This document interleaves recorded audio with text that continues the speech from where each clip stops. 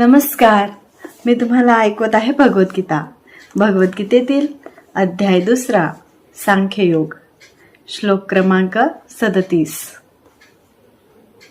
हतो वा प्रास्यासी स्वर्ग जित्वा वा भोक्षसे महिम तस्मादुत्तिष्ठ कौन्तेय युद्धाय कृतानिश्चयः.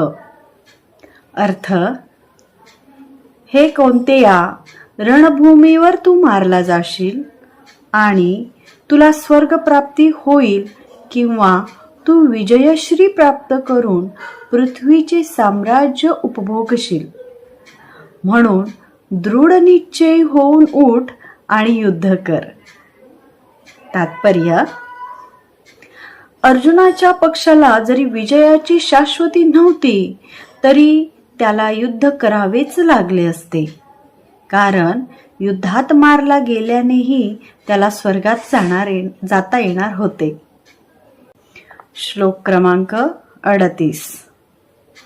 सुखदुःखे समे कृत्वा लाभालाभो जयाजयो ततो युद्धाय युज्यस्व नैवं पापं वाप्स्यसि.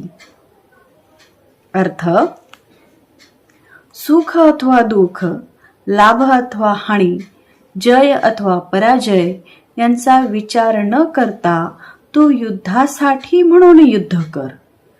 असे केल्याने तुला पाप लागणार नाही. तात्पर्य, भगवान श्रीकृष्ण अर्जुनाला म्हणतात, अर्जुन, तू युद्धासाठी म्हणून युद्ध कर, कारण हे युद्ध व्हावे अशी माझी इच्छा आहे.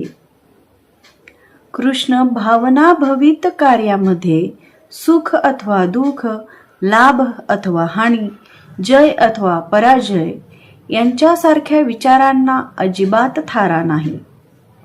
श्रीकृष्णासाठी सर्व काही कारणे हे दिव्य भावना आहे, कारण यामुळे भौतिक कार्ये बंधनास कारणीभूत होत नाहीत. जो आपल्या इंद्रिय तृप्तीकरिता सत्वगुणी किंवा रजगुणी कार्य करतो त्याला पाप अथवा पुण्यकर्माच्या बंधनात पाडावे लागते. तथापि ज्या मनुष्याने कृष्ण भावनाभवित कार्यामध्ये स्वतःला संपूर्णपणे समर्पित केलेला आहे त्याला सामान्यतः कर्म करण्याच्या मनुष्याप्रमाणे कोणाच्याही बंधनात राहावे लागत नाही किंवा तो कोणाचाही ऋणी राहत नाही. असे सांगितले जाते की देवर्षी भूतात नृणाम पितॄणाम न किंकरो नायमृणीच राजन सर्वात्माना यशरणम शरण्य गतो मुकुंद परिहत्य कर्तम. इतर सर्व कर्तव्याचा त्याग करून जो मनुष्य पूर्णपणे मुकुंद श्रीकृष्णांना शरण गेला आहे तो कोणाचाही ऋणी राहत नाही. तसेच त्याच्यावर देवदेवता, ऋषीमुनी, मानव समाज, नातलग, मानवता किंवा पितर इत्यादींचेही ऋण राहत नाही. हाच संकेत श्रीकृष्णांनी अर्जुनाला अप्रत्यक्षपणे या श्लोकात दिला आहे आणि याचे अधिक स्पष्ट वर्णन पुढील श्लोकात केले जाईल.